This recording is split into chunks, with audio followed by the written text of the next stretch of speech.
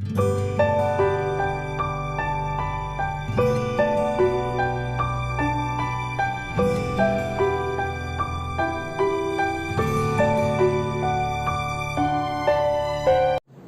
जी बेटा जी, तो आज हमने नया टॉपिक स्टार्ट करना है, क्रॉस मल्टीप्लिकेशन मेथड। तो बेटा जी हमने लास्ट मेथड में सब्स्टिट्यूशन मेथड किया था और एलिमिनेशन मेथड किया था। तो आज हमने नया मेथड देखना है, तो क्रॉस मल्टीप्लिकेशन मेथड कैसे सोल्व होता है उसके बारे में हम आप लोगों को बताएंगे। बट उससे पहले आप लोगों को 3.2 में हमने वो किए थे, रूल्स किए थे, unique solution, infinite many solution हो गया, नो सॉल्यूशन हो गया, उसके बारे में हमने किया था। तो वो रूल्स मैंने एक बार लिख दिए क्योंकि इस मेथड में वो रूल्स यूज होंगे। तो उन्होंने क्रॉस मल्टीप्लिकेशन कब यूज करनी है, जब कहता कौन सा सॉल्यूशन होगा, यूनिक सॉल्यूशन होगा। यूनिक सॉल्यूशन क्या था, a1/a2 not equal to b1/b2। अगर ये वाली कंडीशन आती है तब हमने ये मेथड सोल्व करना है। अगर ये दोनों इस मेथड इसको छोड़ के बाकी दो इक्वेशंस आ रही हैं तो इसको सोल्व नहीं करना, ठीक है। तो अब बेटा जी यूनिक सॉल्यूशन, ये क्रॉस मल्टीप्लिकेशन मेथड होता कैसे है, तो उसके लिए बेटा जी मैं एग्जांपल लेके आप लोगों को बताता हूं। तो अगर मैं एग्जांपल ले लूं एक, x + y - 8 = 0। दूसरी इक्वेशन ले लेता हूं, x - y - 4 = 0। तो बेटा जी क्रॉस मल्टीप्लिकेशन के लिए सबसे पहले क्या याद रखना है, 23 12। ये मैं बताता हूं बेटा जी क्या है ये 23 और 12। सबसे पहले हम क्या करेंगे, इक्वेशन में चेक करो कि ये कौन सी कंडीशन है। तो बेटा जी मैंने वैसे यूनिक सॉल्यूशन की कंडीशन दी है। तो अब देखो x का कोएफिशिएंट क्या है 1, इस x का कोएफिशिएंट क्या है 1 इक्वल टू इस y का कोएफिशिएंट क्या है 1 और इस y का कोएफिशिएंट क्या है -1। अब 1/1 इक्वल है 1/-1 के नहीं, क्योंकि ये पॉजिटिव का 1 है और ये माइनस का 1 है। तो ये कौन सा सॉल्यूशन हो गया, यूनिक सॉल्यूशन हो गया। अब मैंने आप लोगों को बताया यूनिक सॉल्यूशन होगा तो इस मेथड को सोल्व करना है। तो इसको सोल्व करने के लिए हमने क्या करना है, x y और y तीन वेरिएबल्स ले लेंगे और तीनों को इक्वल टू में रखना है। अब 23 और 12 का मतलब समझो। अब हमने क्या करना है, 23 और 12 पहले तो इसकी पेयरिंग देखो, इसकी ना पेयरिंग कर लेनी बेटे। जब में 23 31 फिर 12, मतलब 23 31 फिर 12। अब 23 इसका मतलब समझो, इसका मतलब है 2 का मतलब होता है सेकंड इक्वेशन, 3 का मतलब थर्ड इक्वेशन, 1 का मतलब फर्स्ट इक्वेशन, फिर 2 का मतलब सेकंड इक्वेशन। डन। तो बेटा जी 23 जैसे मैंने ये पेयरिंग की है, 23 दैट मींस 23 यहां लिख देना है, 31 यहां लिख देना है और 12 यहां लिख देना है। मतलब अब 23 का मतलब सेकंड इक्वेशन। अब देखो पहले क्या लिखनी है, सेकंड इक्वेशन। अब इसमें सेकंड इक्वेशन क्या है, y का कोएफिशिएंट क्या है 1, फिर नीचे वाले y का कोएफिशिएंट क्या है -1, क्योंकि ये सेकंड इक्वेशन में ही आ रहे हैं दोनों। उसके बाद थर्ड इक्वेशन क्या है हमारी, थर्ड इक्वेशन क्या है बेटा जी हमारी -8। फिर उसके बाद थर्ड इक्वेशन यहाँ पे क्या है -4। ये हमारी होगी x के नीचे 23। अब y के नीचे क्या बोला है 31, तो -8 फिर -4 अब 1 का मतलब फर्स्ट इक्वेशन। ये फर्स्ट इक्वेशन क्या है, x का कोएफिशिएंट 1 और नीचे भी x का कोएफिशिएंट 1। अब 1 के नीचे क्या है 12 वाली इक्वेशन, तो 1 का मतलब फर्स्ट इक्वेशन 1, इसका भी नीचे कोएफिशिएंट 1 और 2 का मतलब सेकंड इक्वेशन 1 और -1 और -1। तो अब क्या करना है बेटा जी, multiply, cross multiply.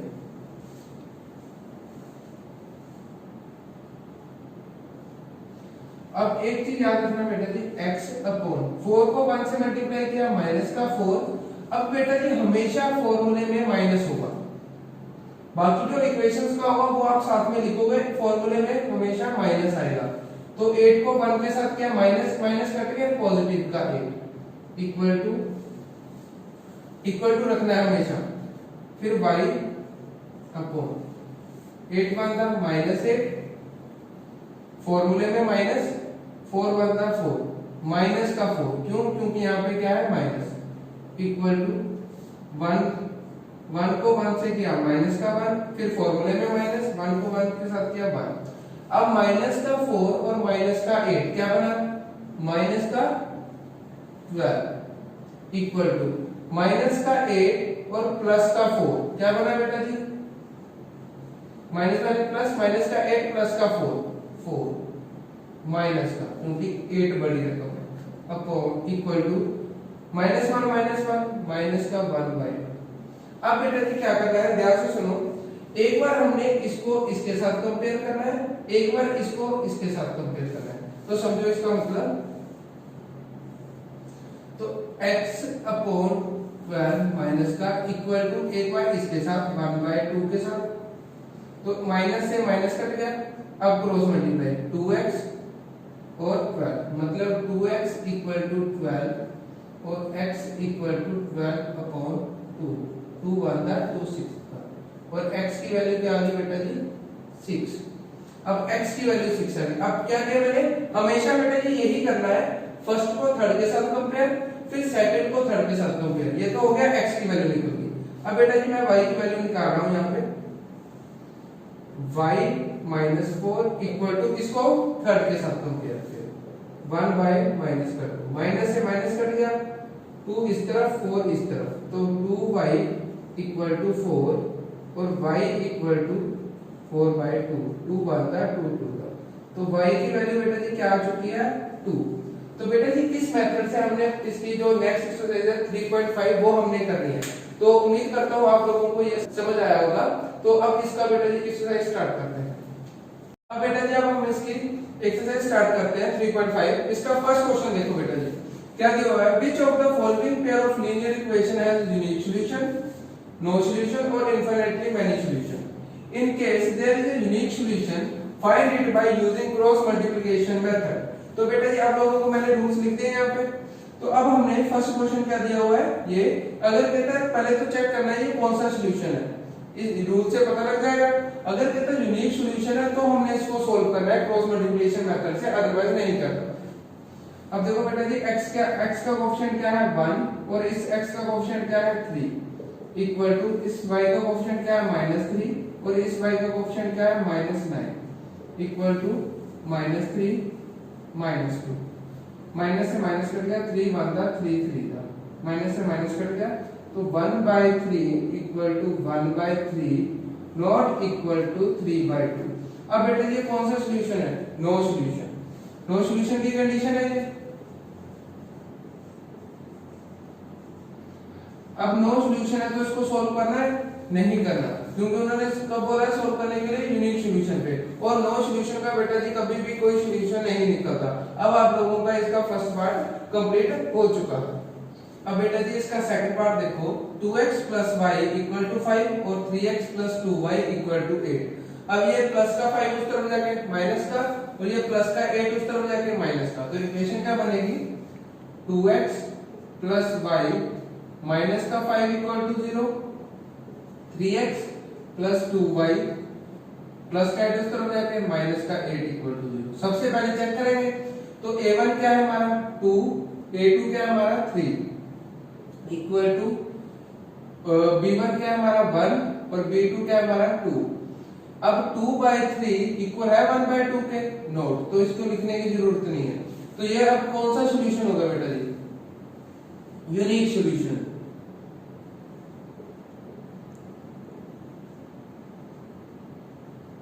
Unique solution, अगर यूनिक सॉल्यूशन है तो क्या करना था हमें, सोल्व करना है बाय क्रॉस मल्टीप्लिकेशन से। अब देखो बेटा जी x y और y, अब आप लोगों को मैंने याद करवाया था कि क्या करना है आप लोगों ने 23 12 ये याद रखना है। 23 12 का मतलब बताया था ना, पेयरिंग कर दो बेटा जी, ऐसे और ऐसे, मतलब 23 31 और 12। अब 23 का मतलब क्या था हमारा, सेकंड इक्वेशन। सेकंड इक्वेशन क्या है, सेकंड इक्वेशन का कोएफिशिएंट y का कोएफिशिएंट क्या है 1 और इस y का कोएफिशिएंट क्या है 2, ये लिख दिया हमने सेकंड इक्वेशन। अब थर्ड इक्वेशन, थर्ड इक्वेशन क्या है हमारी -5 और -8। अब y के नीचे क्या है 31, दैट मींस थर्ड इक्वेशन -5 -8 और क्या है 1, मतलब फर्स्ट इक्वेशन। फर्स्ट इक्वेशन क्या है हमारी 2 और 3। अब 1 के नीचे क्या है 1 2, मतलब फर्स्ट इक्वेशन 2 3 और सेकंड इक्वेशन 1 2। तो बेटे जी अब क्रॉस मल्टीप्लाई,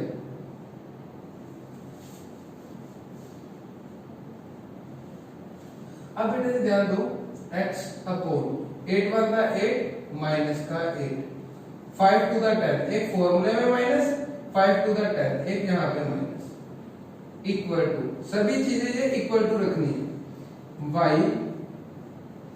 5 3 द माइनस का 15, 8 टू द 16, एक फॉर्मूले में माइनस, एक ये वाला minus, equal to 2 to the 4 1 4 minus, एक फॉर्मूले में माइनस और 3 वन द 3, तो माइनस का 8 माइनस माइनस प्लस का 10, तो इक्वेशन क्या बन गई, 8 प्लस का 10 माइनस का 8, तो क्या बना 2, x अपॉन 2 इक्वल टू, ये वाली इक्वेशन क्या बनी, माइनस का 15 प्लस का 16, क्या बना 16 minus 15 1 equal to 4 minus 3 1 by 1। अब बेटा जी क्या बोला था, अब फर्स्ट इक्वेशन को इसके साथ भी कंपेयर करो और फिर इसको इसके साथ भी कंपेयर करो, तो यहां कर रहा हूं बेटा जी, तो इक्वेशन क्या बनी, x upon 2 equal to 1 by 1, पहले इसको इसके साथ कंपेयर किया, क्रॉस मल्टीप्लाई कर दो, तो x की वैल्यू क्या आ गई बेटा जी 2, फिर उसके बाद y को भी इसके साथ कंपेयर करना है, तो y की वैल्यू क्या आ गई, क्रॉस मल्टीप्लाई किया, y इक्वल टू 1, तो x की वैल्यू 2 और y की वैल्यू 1। अब आप लोगों का सेकंड पार्ट भी कंप्लीट हो चुका है। अब बेटा जी इसका थर्ड पार्ट देखो, सबसे पहले क्या करेंगे, ये प्लस का 20 उस तरफ जाके माइनस का और प्लस का 40 उस तरफ जाके माइनस का, तो इक्वेशन क्या बनी 3x माइनस 5 बाई प्लस का 20 उस तरफ जाके माइनस का 20 इक्वल टू 0 और 6x माइनस 10 बाई प्लस का 40 उस तरफ जाके माइनस का इक्वल टू 0। तो इक्वेशन क्या बन गई बेटा जी, अब देखो सबसे पहले क्या करेंगे, चेक करेंगे कौन सा सॉल्यूशन है, तो a1 क्या हमारा 3 और a2 क्या हमारा 6 इक्वल टू b1 क्या हमारा माइनस का 5 और b2 क्या हमारा माइनस का 10 इक्वल टू c1 कितना है माइनस का 20 और c2 कितना है माइनस का 40, माइनस से माइनस कट गया, माइनस से माइनस, 3 1 दा 3 2 दा 5 1 दा 5 2 दा 20 1 दा 22 दा, तो आंसर क्या आ रहा है 1 by 2 equal to 1 by 2 equal to 1 by 2। अब ये कौन सी कंडीशन होगी बेटे जी, infinite solution, that means infinitely many solution, तो ये कंडीशन होगी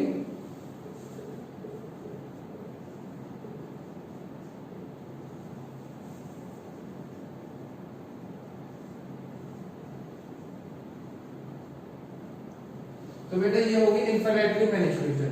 तो अब हमने इसको भी सॉल्व नहीं करना, अब आप लोगों का इसका थर्ड पार्ट भी कंप्लीट हो चुका है।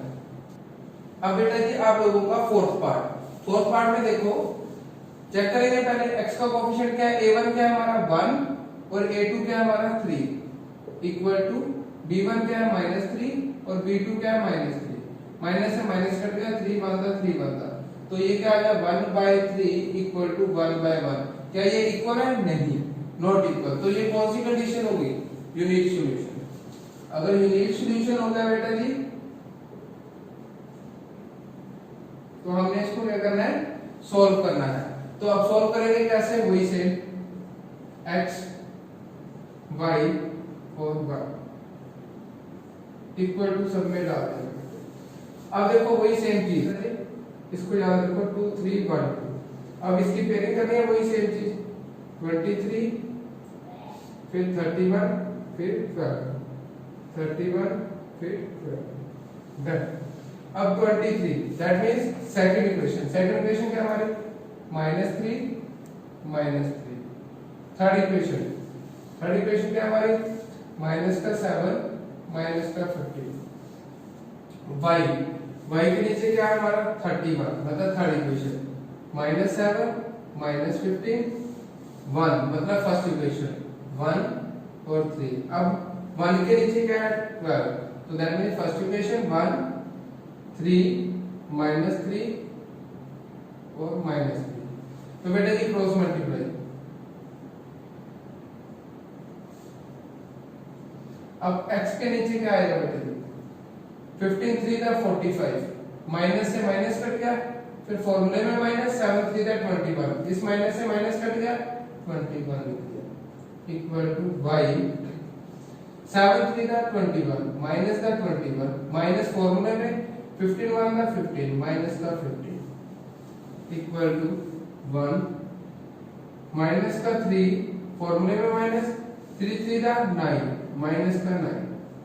अब बेटा जी 45 में से 21 गए तो कितने बचे बेटा जी 24 इक्वल टू माइनस का 21 माइनस माइनस प्लस बट 21 में से 15 गए तो कितने बचे बेटा जी 6 माइनस का क्योंकि इक्वेशन बड़ी है 21 इक्वल टू माइनस का 3 प्लस का 6 तो प्लस का 9 तो क्या बचा बेटा जी 6 प्लस का क्योंकि रकम 9 वाली बड़ी होगी। तो अब हमने क्या करना है पहले फर्स्ट को थर्ड के साथ कंपेयर फिर सेकंड को थर्ड के साथ कंपेयर। तो जैसे ही किया बेटा जी x upon 24 equal to 1 upon 6 अब क्रॉस मल्टीप्लाई तो जैसे ही क्रॉस मल्टीप्लाई की तो इक्वेशन क्या बन गई 6x इक्वल टू 24 और x इक्वल टू 24 अपॉन 6 6 1 6 4 तो x की वैल्यू बेटा जी क्या आ चुकी है 4। अब x की वैल्यू 4 अब बेटा जी y की वैल्यू के साथ कंपेयर करेंगे तो y upon -6 equal to 1/6 cross multiply तो जैसे क्रॉस मल्टीप्लाई किया तो 6y इक्वल टू माइनस का 6 इस तरफ चला गया y इक्वल टू 6/6 माइनस 6 1 6 1 तो y की वैल्यू क्या आ गई -1। तो बेटा जी x की वैल्यू कितनी आई 4 और y की वैल्यू कितनी आई 1। अब आप लोगों का फर्स्ट क्वेश्चन कंप्लीट हो चुका है।